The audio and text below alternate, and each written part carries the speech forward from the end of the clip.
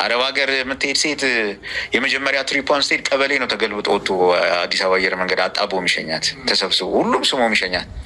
ለእረፍት ስትመጣም እንደዛው ያን ያህል ሰው ይቀበላታል። ታማ ስትመጣ የሚቀበላት ሰው የለም።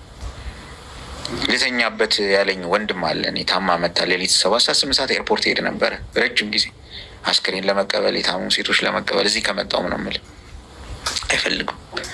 መወሻሸት አያስፈልግም። አሁን እኔ በጣም የምናደደው አሁን ስፔሻሊ አሁን ሰሞኑን የተጀመረ አንድ እንቅስቃሴ አለ በሚዲያም በሜንስትሪ ሚዲያውን በምኑም ሊቢያ ላይ እንዲሆኑ እኔ አይዋጥልኝም። ባይዘ ወይ ይቅርታ አድርግልኝ ከእንትን የተነሳ አይደለም።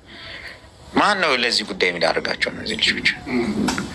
አንዲት ሴት ታማ ሽባዋና ከፎቅ ተወርውራ ማን ነው ከዚህ ጀርባ ያለ? ቤተሰብ 15 ዓመት ሰርታ መታ 7,000 ብር ያገኘች ሴት እኮ አለች ባንክ አካውንት ውስጥ ቤተሰብ አጥፍቶ።